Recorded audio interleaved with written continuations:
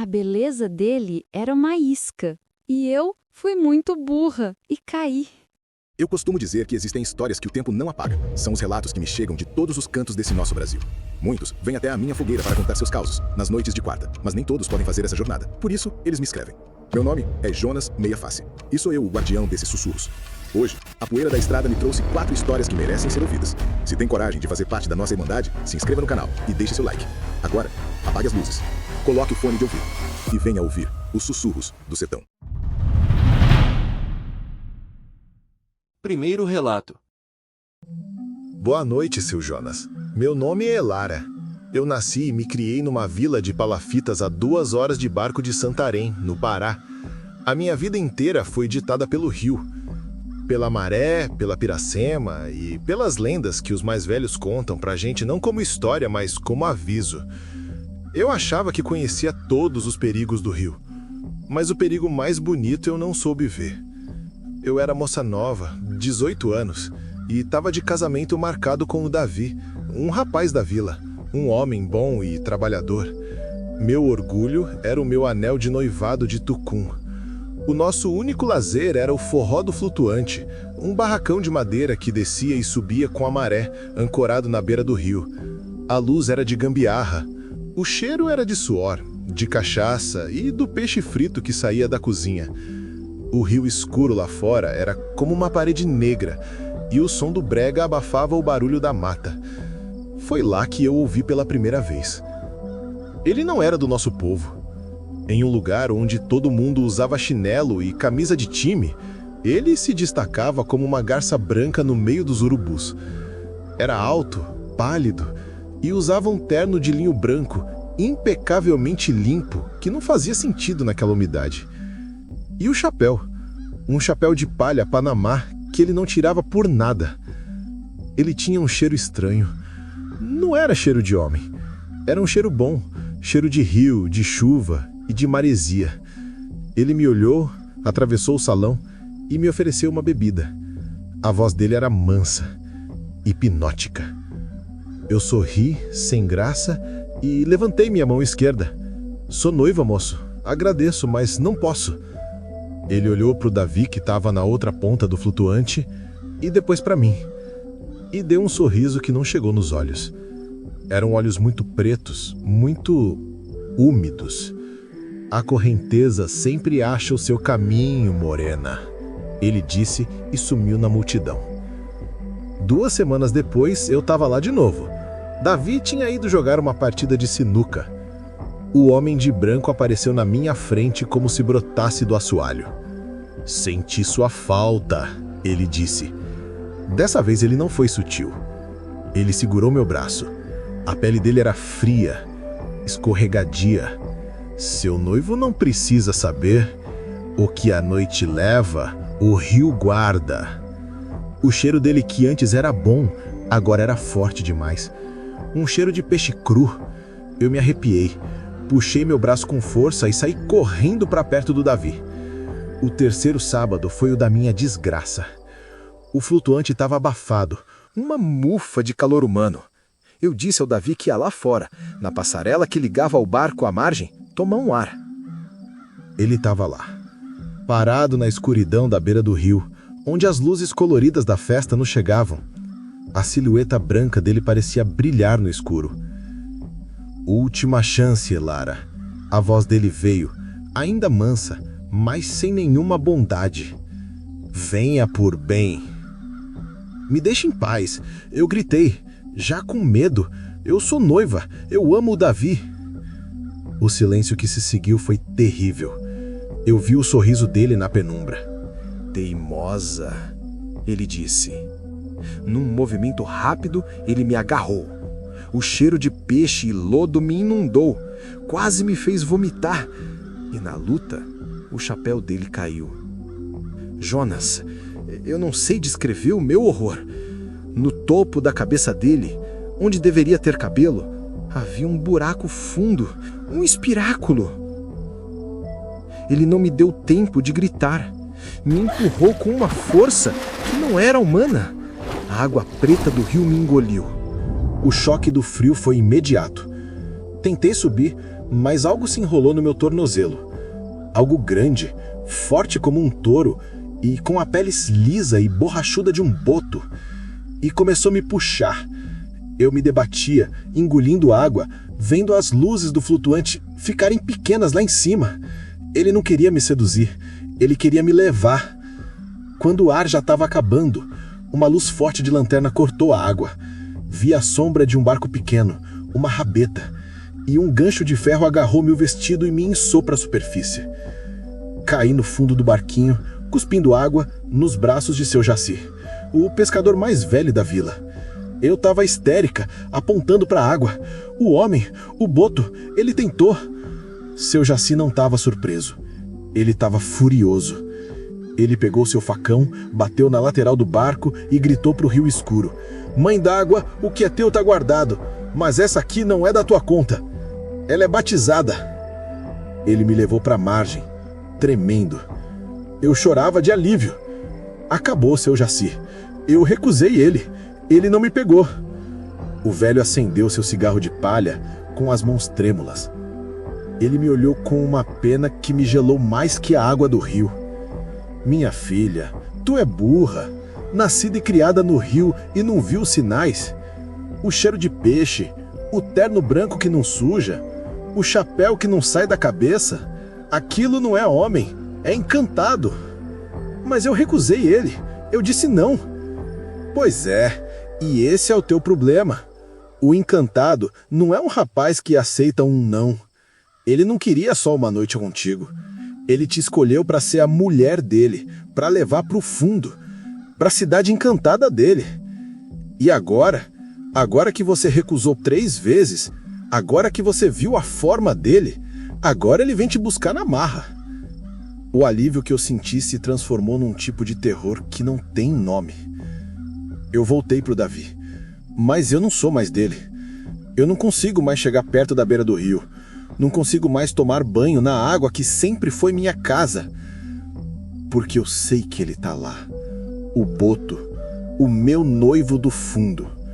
Ele não tá mais seduzindo. Ele tá caçando. E ele é paciente. E toda noite eu escuto um assobio estranho vindo do rio, me chamando. A recusa não me salvou não, Jonas. Ela só selou meu destino. Chegamos a um ponto crucial, e se você continua aqui é porque a escuridão também te atrai. Antes de prosseguirmos, junte-se ao nosso círculo, inscreva-se para não se perder nas sombras, deixe seu like como um sinal de coragem e compartilhe para que mais almas curiosas encontrem este caminho. Podemos continuar? Escreva nos comentários de onde você está ouvindo e vamos para o próximo relato. Segundo relato. Boa noite, Jonas. Meu nome é Bruno, sou historiador especializado na Era do Cangaço. Para mim, Lampião, Curisco, Maria Bonita, eles não eram monstros, eram figuras históricas complexas, produtos de um sertão violento e esquecido. Eu passei anos lendo sobre eles, analisando suas táticas. Eu achava que entendia o cangaço, até a noite em que o cangaço olhou de volta para mim. No ano passado, eu e mais 2 colegas de mestrado, Léo e Camila, fomos para o sertão de Pernambuco, para uma pesquisa de campo. Queríamos mapear uma das rotas de fuga de um subgrupo de Lampião. Encontramos um guia local, que nos levou até uma formação rochosa conhecida como Grota do Peba. Era um lugar inóspito, a quilômetros de qualquer civilização. E lá estava ela, uma trincheira natural de pedras, usada pelos cangaceiros em uma emboscada famosa contra uma volante policial. Estávamos eufóricos, era história pura ali na nossa frente. O guia, um sertanejo velho e de pouca fala, nos deixou ali e disse que voltaria em 2 dias. Antes de ir, ele parou e nos deu um aviso. "Doutor", ele disse para mim, "é bom não dormir aqui perto. Não se dorme onde o sangue de valentes secou. A terra aqui tem memória, e a noite ainda é deles." Nós, claro, rimos. Para nós era folclore, o tempero da nossa aventura. Montamos nosso acampamento a uns 100 metros da trincheira, em um platô que dava uma visão perfeita do local. A noite na Caatinga caiu como um cobertor pesado. O silêncio era absoluto. Um silêncio que zumbia no ouvido. Acordei por volta das 3 da manhã. Não com um grito, mas com sons errados. Primeiro, o clique-clique metálico de um rifle sendo engatilhado. Depois, um sussurro baixo, em um português antigo, quase cantado. Aquieta o facho, cabra. E, por fim, o cheiro.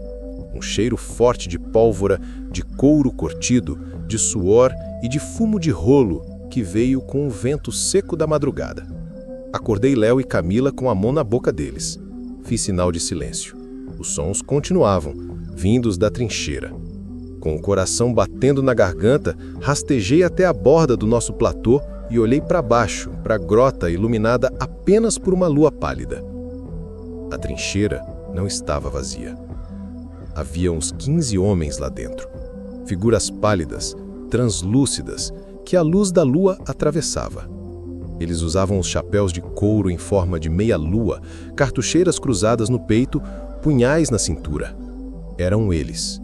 Eram os cangaceiros. Eles não estavam nos atacando. Eles se preparavam. Alguns limpavam seus rifles Mauser, outros afiavam punhais na pedra. Um deles bebia de um cantil de metal. Eles estavam presos num loop, reencenando sua última vigília antes da batalha que, eu sabia pelos livros, aconteceria ao amanhecer e mataria todos eles. Eu, o historiador, vi ali a chance da minha vida. Eu precisava de uma prova. Lentamente, peguei meu celular. Abri a câmera. Mirei na trincheira. E a tela do celular mostrava nada. Apenas as pedras vazias iluminadas pela lua. Os fantasmas não apareciam na câmera. Frustrado, eu abaixei o aparelho. E meu sangue virou gelo. Ao baixar o aparelho, meus olhos encontraram os dele. Um dos cangaceiros, uma figura mais alta, com o chapéu mais ornamentado e um olhar de líder. Meu Deus, eu acho que era o próprio Sabino, o chefe do bando, não estava limpando sua arma. Ele estava parado, olhando diretamente para mim. O tempo parou. Os outros fantasmas continuavam no seu loop, mas ele estava fora. Ele me via. Ele sabia que eu estava ali. Seus olhos mortos, conscientes, me analisaram por um longo segundo. Eu não conseguia respirar. Achei que ele ia apontar, que ia me atacar, mas ele não o fez. Ele apenas ergueu o dedo indicador aos lábios cobertos por um bigode fantasmagórico e fez o sinal universal de shhh. Silêncio. E então, tão calmamente quanto me olhou, ele quebrou o contato visual, se virou para um de seus homens e deu uma ordem em um sussurro que o vento não me trouxe. Ele tinha voltado para o loop. Nós não esperamos o amanhecer. Juntamos tudo em pânico silencioso e corremos pela Caatinga no escuro. As pessoas acham que a assombração residual é só um eco, uma gravação na parede. Mas e se não é? E se eles estiverem presos, mas conscientes? O que nós vimos não foi só o passado, foi uma prisão eterna. E o shh daquele cangaceiro, até hoje eu não sei dizer se foi uma ameaça ou um aviso. Se ele estava me mandando ficar quieto para não atrapalhar sua vigília ou para não acordar a volante que estava vindo matá-los ao amanhecer. Terceiro relato. Boa noite, Jonas. Meu nome é Tiago. Eu não tenho história de cangaço nem de boto. O meu causo é de concreto, luz fluorescente e cheiro de mofo.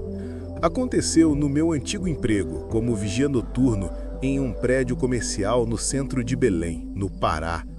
Era um trabalho fácil, mas solitário. Só eu, a guarita de vidro, o zumbido dos computadores e as 12 telas de segurança mostrando os andares vazios do estacionamento subterrâneo. Eram 4 andares, G1, G2, G3 e G4. No meu primeiro dia, o vigia que eu estava substituindo, seu Almir, um homem de pouca conversa, me passou as regras. E, no final, ele agarrou meu braço com uma força que eu não esperava. "Presta atenção, moleque", ele disse. "Você cuida do G1 ao G3. O G4 O G4 não existe. A porta da escadaria para lá vive trancada. Se um dia a luz de lá acender sozinha, você corta a energia no disjuntor. E se, por alma de quem quer que seja, você viu um carro na câmera da vaga 13, você não viu nada. Você desliga o monitor, reza e espera o dia amanhecer. Você não desce lá, nunca. Eu achei que era trote de novato. O G4 era um andar que nunca foi usado, a obra não foi terminada, diziam. Era só um depósito de entulho. Por 6 meses, foi o trabalho mais chato do mundo. Até a noite da tempestade. Uma daquelas chuvas de Belém que parecem que vão afogar a cidade. O prédio estava vazio, só eu e o barulho da chuva lá fora. Eu passava o olho nas câmeras, entediado. G1, vazio. G2, vazio. G3, vazio. Então, a câmera do G4, que só mostrava escuridão, piscou e acendeu. Meu coração pulou na boca. O andar estava iluminado por uma única luz de emergência, bem no fundo, e debaixo dela, estacionado perfeitamente nas linhas, estava um carro. Um Chevette velho cor de ferrugem. Na vaga 13. Eu congelei. A voz do seu Almir veio na minha cabeça. Você não viu nada. Mas a regra do meu trabalho era clara. Qualquer veículo não autorizado no prédio, eu tinha que ir checar e notificar. E se for só uns moleques que pularam o muro para se esconder da chuva? Pensei. O medo de levar uma bronca do síndico foi maior do que o medo da lenda. Peguei a lanterna pesada e a chave mestra. Destranquei a porta da escadaria que dava para o G4. O ar que subiu de lá era gelado. E o cheiro, um cheiro que não era de prédio. Era cheiro de terra molhada, de ozônio e de algo podre, antigo. Desci os degraus, o som dos meus passos ecoando como tiros no concreto. Olá? Tem alguém aí? Minha voz saiu fraca. Só o zumbido de uma lâmpada fluorescente com um defeito respondia. Pss, pss. Cheguei no andar. Estava vazio, inacabado, com pilhas de vergalhões e entulho nos cantos. E lá no fundo, na vaga 13, o Chevette. Parecia real. Puxei o ar e andei até ele. Apontei a lanterna, o carro estava imundo, mas parecia sólido. Não tinha placa. E então eu vi o detalhe que fez meu sangue parar. As janelas estavam completamente embaçadas, pelo lado de dentro, como se tivesse alguém ali, respirando, há muito tempo. Levantei a mão, trêmulo. Talvez alguém desmaiou aí dentro, pensei. Bati no vidro com as nós dos dedos. Toque, toque. O embaçado no vidro se limpou por um instante. E do outro lado do vidro, a um palmo do meu rosto, uma mão pálida, com dedos longos e unhas pretas, bateu com uma força descomunal, como uma explosão. Bram! Eu gritei e caí para trás. A porta do Chevette se abriu com um rangido. E de dentro não saiu um homem. Saiu uma coisa escura, molhada, que se movia de um jeito errado, se arrastando e se reerguendo como se não tivesse ossos. Não esperei para ver. Corri para as escadas. Subi tropeçando, bati a porta de metal e tranquei. Corri para a guarita e olhei o monitor. O carro estava lá. E a coisa escura se arrastava lentamente na direção da minha câmera antes da imagem se desfazer em estática. Pedi demissão na manhã seguinte. Quando fui entregar o uniforme, encontrei seu Almir e, tremendo, contei o que vi. Ele não parecia surpreso, apenas cansado. Eu te avisei, ele disse. O G4 nunca foi terminado porque quando cavaram fundo demais, eles acharam coisa. Acharam um poço antigo, um cemitério indígena que ficava num igapó sagrado. E o dono da construtora, um homem de São Paulo, mandou drenar tudo e tacar concreto por cima. O carro, quem morreu ali? Seu Almir soltou a fumaça e me olhou com pena. Ninguém morreu ali, moleque. Esse é o problema. O que mora lá embaixo não sabe o que é carro. Não é o fantasma de um motorista. É o dono da terra que eles profanaram. E ele é inteligente. Ele aprendeu que se ele mostrar um carro na câmera, o vigia O vigia tem que descer. Meu estômago revirou. O chevette, a vaga 13, não era uma assombração. Era uma armadilha. O carro é a isca. É o que o bicho do poço usa para pescar no concreto. E você, meu filho, você foi o peixe que escapou do anzol por um triz. Quarto relato. Boa noite, Jonas. Meu nome é Clara. Sou restauradora de arte sacra. Meu trabalho não tem nada de místico. É químico. É científico. Eu lido com pigmentos, madeira, cupins e a ação do tempo. Eu separo o fato da fé. Pelo menos, eu separava. Fui contratada por uma família tradicionalíssima de Ouro Preto para um trabalho particular.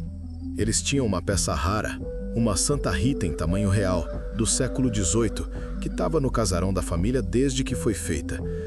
Eles não queriam que ela fosse para um museu. Queriam que ela fosse curada, ali mesmo. Levaram-me ao sótão. O lugar cheirava a poeira de séculos e a incenso velho. Móveis cobertos por lençóis pareciam fantasmas sentados. E no canto estava ela. A estátua era linda, mas errada. A proporção estava estranha e ela era incrivelmente pesada. Pesada como se fosse de chumbo, não de madeira. Além disso, a pintura estava rachada, estufada, como se algo por baixo tivesse tentando sair. Eu montei meu pequeno laboratório ali mesmo. Comecei o trabalho de prospecção, usando um bisturi fino para remover as camadas de repintura do século XIX. E assim que a primeira lasca de tinta caiu, o ar mudou. O cheiro de poeira foi substituído por um odor orgânico, forte, um cheiro de ervas secas e de algo metálico, como o sangue velho. Ignorei. Atribuí ao meu solvente, ao cansaço. Continuei trabalhando. E a cada dia eu me sentia pior. Dores de cabeça lancinantes, pesadelos com o som de tambores e cânticos que eu não entendia, e a estátua parecia me observar. O ponto de virada foi quando comecei a trabalhar no rosto da santa. A camada de gesso e tinta por baixo era grossa, teimosa. Com cuidado, fui removendo. E o rosto que surgiu por baixo não era o de Santa Rita. Não era uma santa. A madeira por baixo era escura, ebanizada, polida. Os olhos não eram de vidro piedoso voltados para o céu.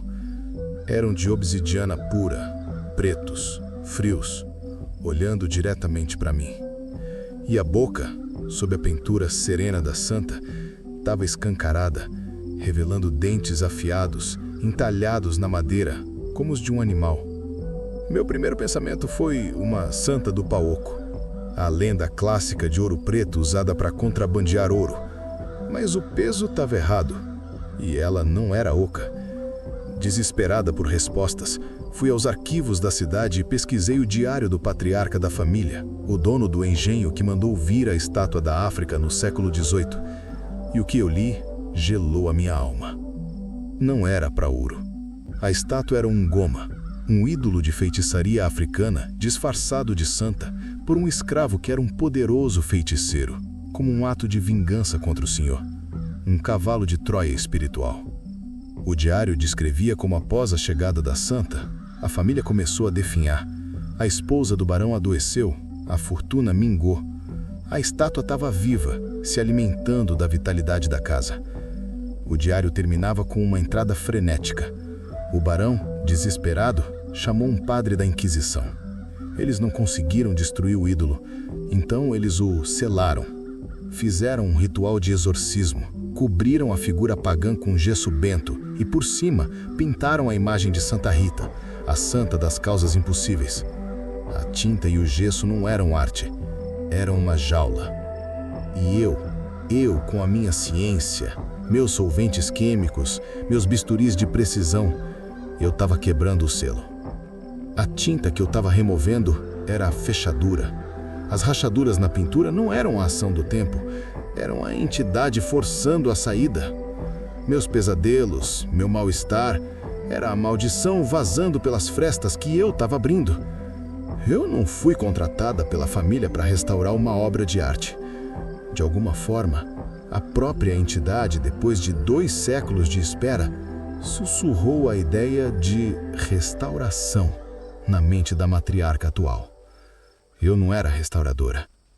Eu era a chave. Eu tô trancada no meu quarto de hotel agora. A família me proibiu de ir embora. O sótão tá trancado, mas eu ouço. Daqui, a 2 quadras de distância, eu consigo ouvir o som de tambores. E o cheiro de ervas secas e sangue velho tá no ar da cidade. Eu não sei o que eles vão fazer. Eu só sei que o meu trabalho tá quase completo. E eu não sei o que vai sair daquele sótão quando a última camada de tinta cair. Aqui no canal, todo domingo você mergulha em novos relatos sobrenaturais, lendas assustadoras e mistérios do interior do Brasil. Se você tem um relato sobrenatural, envie pra gente. Sua história pode ser contada aqui, nos Sussurros do Sertão. Inscreva-se, curta e ative o sininho. E lembre-se, no sertão, até o vento pode carregar uma voz. E se esse vídeo te prendeu até aqui, deixa o like. Isso mostra pra gente que você quer mais histórias sombrias e ajuda o canal a continuar crescendo. Nos vemos no próximo relato. Ou será que você já está sendo observado?